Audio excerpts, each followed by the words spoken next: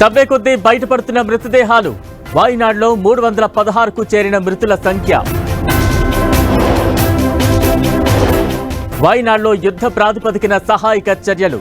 మృతదేహాలను గుర్తించేందుకు రంగంలోకి జాగిలాలు. ఉత్తరాదిని ముంచెత్తిన వరదలు. హిమాచల్లో గల్లంతైన వారి కోసం గాలింపు.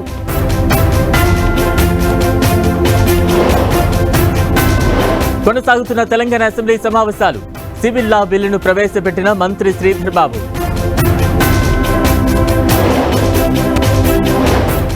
కేంద్రం కొత్త చట్టాలపై రాష్ట్రం వైఖరి చెప్పాలి. భావ స్వేచ్ఛకు ఆటంకం లేకుండా చూడాలన్న కేటీఆర్. సీఎం రేవంత్ ను కలిసిన గద్వాల ఎమ్మెల్యే. కాంగ్రెస్ లోనే కొనసాగుతారన్న కృష్ణమోహన్ రెడ్డి. నేడు సచివాలయంలో సిఆర్డీఏ సమావేశం.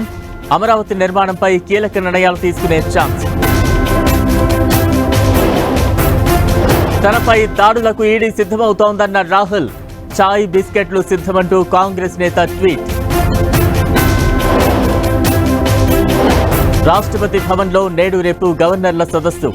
దేశంలోని కీలక అంశాలపై 2 రోజుల పాటు చర్చలు. రక్షణకైనా దాడులకైనా సిద్ధమే.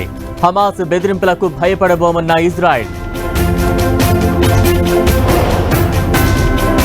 లాభాల స్వీకరణకు దిగిన ఇన్వెస్టర్లు. భారీ నష్టాల్లో ట్రేడ్ అవుతోన్న స్టాక్ మార్కెట్లు.